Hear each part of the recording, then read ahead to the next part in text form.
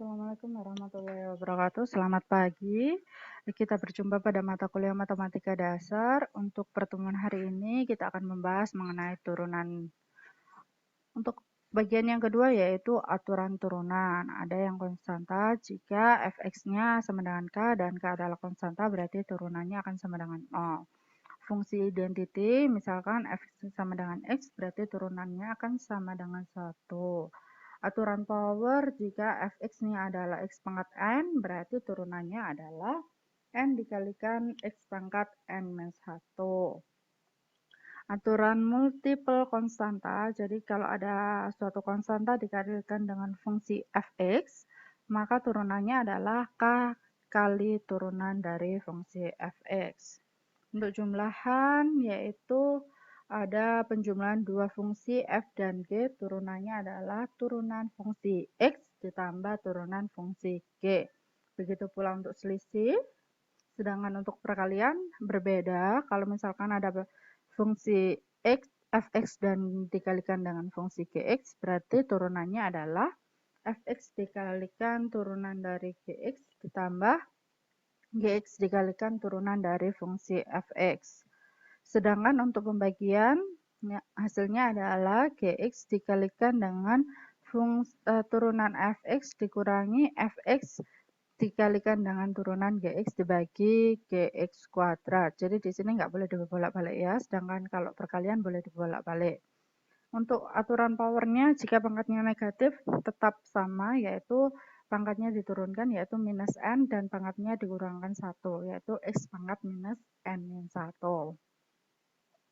Untuk aturan turunan fungsi trigonometri, jika ada turunan dari sin x adalah cos x, kalau turunan dari cos x adalah minus sin x. Turunan dari tangan adalah secant kuadrat x, turunan dari secant x adalah secant x dikalikan tangan x. Untuk turunan kotangan x adalah minus cosecant x, dan turunan dari cosecant x adalah minus cosecant x dikalikan kotangan x. Untuk aturan rantai digunakan untuk menentukan turunan fungsi komposisi. Misalkan f adalah fungsi dari u dan u adalah fungsi dari x. Bagaimanakah menghitung df per dx? Berarti di sini nanti kita bisa saja menggunakan perkaliannya, yaitu df per dx sama dengan df turunannya df terhadap u, kemudian dikalikan dengan turunan u terhadap x. Contohnya, tentukan turunan dari sin x pangkat 3 min 3x. Di sini kita bisa tahu bahwa u-nya adalah x pangkat 3 min 3x dan y-nya adalah sin u, sehingga sin u ini diturunkan terhadap u yaitu cos u, dan du ini diturunkan terhadap x yaitu 3x kuadrat min 3, baru hasilnya seperti ini. Ini berlaku juga untuk aturan rantai bersusun. Jadi misalkan ada fungsi f adalah fungsi dari u adalah fungsi dari v adalah fungsi dari dari x, sehingga turunan df per dx adalah df per du dikalikan du per dv dikalikan dv per du. Contohnya dari sini kita ambil dari yang paling dalam, ini adalah V yaitu x pangkat 3 min 3x, kemudian sin V itu adalah U, kemudian berarti Y-nya adalah U pangkat 3, baru ini diturunkan terhadap U yaitu 3U kuadrat, sin V diturunkan terhadap V yaitu cos V, dan V diturunkan terhadap X yaitu 3X kuadrat min 3. Baru kita masukkan U-nya adalah sin V, V-nya berarti kita masukkan lagi, sedangkan cos V, V-nya adalah X, kita masukkan dari V-nya X pangkat 3 min 3X. Turunan tingkat tinggi, misalkan fx sebuah fungsi dan turunan pertamanya adalah f aksen, turunan keduanya adalah f double aksen, ya. Untuk di sini kita tahu berarti ini berlaku juga hampir sama, jadi turunan kedua bisa dituliskan dengan aksennya 2 atau d pangkat 2 atau d kuadrat per dx kuadrat, dan kita tahu ini berdasarkan definisi berarti ini f-nya adalah turunan pertamanya. Begitu pula untuk turunan ketiga dan seterusnya.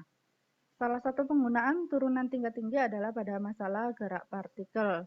Bila ST menyatakan posisi sebuah partikel, maka kecepatannya adalah Vt sama dengan S aksen T dan percepatannya adalah At, ya, sama dengan turunan pertama dari Vt atau turunan kedua dari St. Contohnya, sebuah partikel bergerak sepanjang sumbu X dengan posisi tiap saat adalah St sama dengan T pangkat 3 min 12T kuadrat plus 36T min 30. Kapankah kecepatan nolnya? Kapan kecepatan positifnya? Kapan dia bergerak mundur? Kapan percepatannya positif? Dan ilustrasikan gerak partikel tersebut. Nah, untuk kecepatannya sama dengan 0, berarti kecepatan adalah turunan pertama dari ST, berarti ini ST-nya kita turunkan, ini turun ke bawah 3T, pangkatnya dikurangi 1 yaitu 2, kemudian ini turun ke bawah berarti minus 12 kali 2, 24, T pangkat 2 minus 1 berarti T pangkat 1, 36 kali 1 karena ini pangkatnya 1 yaitu 36, T pangkat 1 minus 1 pangkat 0, berarti semuanya hasilnya adalah 1, ya. Kemudian ini semua dibagi dengan 3, berarti T kuadrat min 8T min 12. Dan kita buat seperti ini, yaitu T min 2 dan T min 6.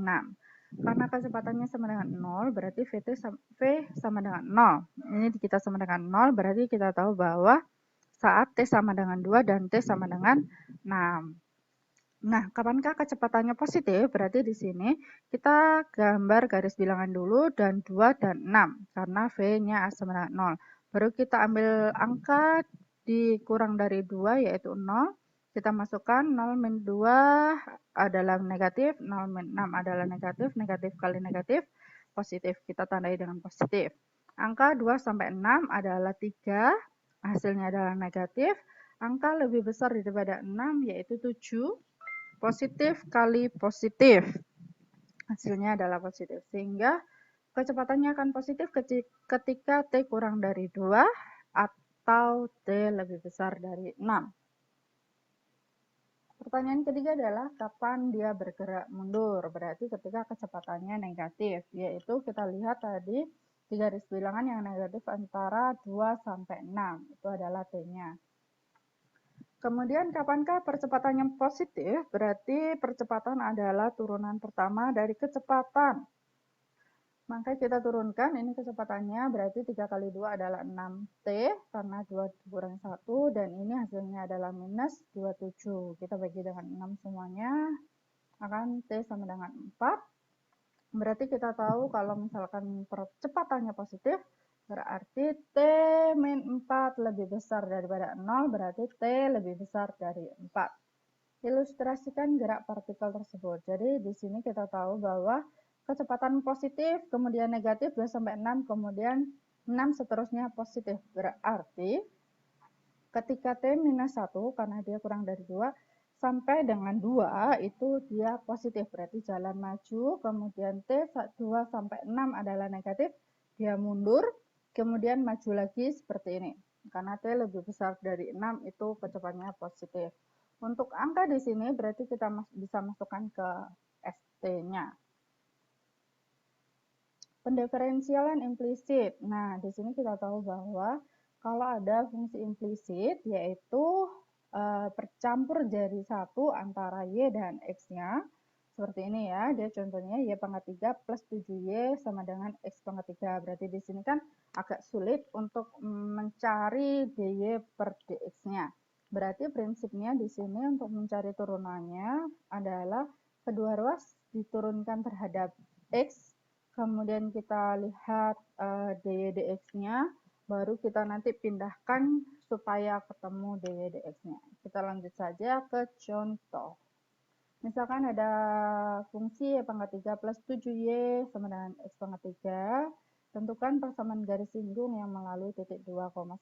Berarti di sini kita turunkan semuanya terhadap dx, karena penjumlahan berarti ini bisa diturunkan dx, ini terhadap dx, dan ini juga terhadap dx.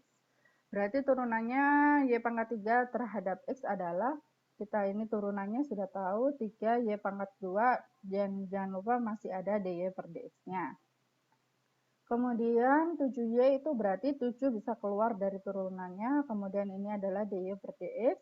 Turunan dari x pangkat 3 terhadap x adalah 3x kuadrat. Baru nanti kita jadikan 1.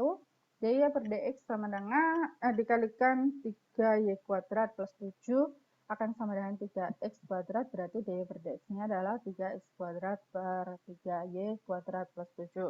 Baru kita masukkan titiknya.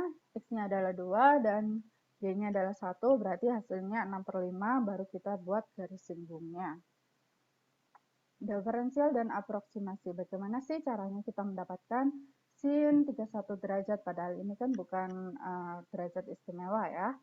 Sehingga kita bisa sebut saja ada dE, delta X, dan delta Y di sini. Berarti diferensial dari variabel atau boba bebas X adalah dx atau delta X adalah x min x0, sedangkan dy-nya adalah fx min fx0. Diferensial dari perubahan tak bebas y adalah dy sama dengan f aksen x0 dx. Berdasarkan gambar secara geometri, jika titik x0 dan x semakin dekat, ini semakin dekat, maka perbedaan delta y dan dy semakin kecil, ya kan? Karena dia semakin ke sini juga, berarti memang semakin kecil. Hal ini mendasari aproksimasi berikut. Fx0 ditambah delta x min f0 sama dengan delta y, itu akan sama dengan dy sama dengan f aksen x0 dx. Contohnya, tentukan akar 3,9 dengan menggunakan hampiran diferensial. Bentuk fx-nya adalah akar x, jadi tetapkan x0 adalah 4, karena 3,9 itu mendekati 4. Jadi turunan dari fx sama dengan 1/2 akar x, dan f aksen x0 adalah 1/4 ya.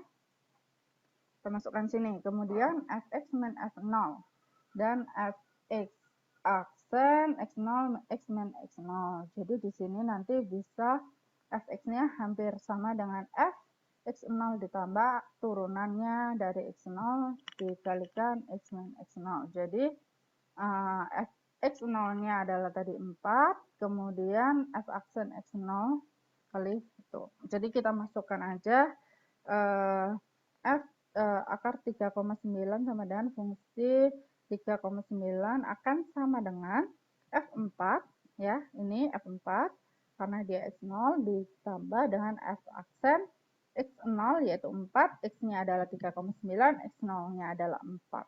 Jadi dihitung hasilnya adalah 1,975.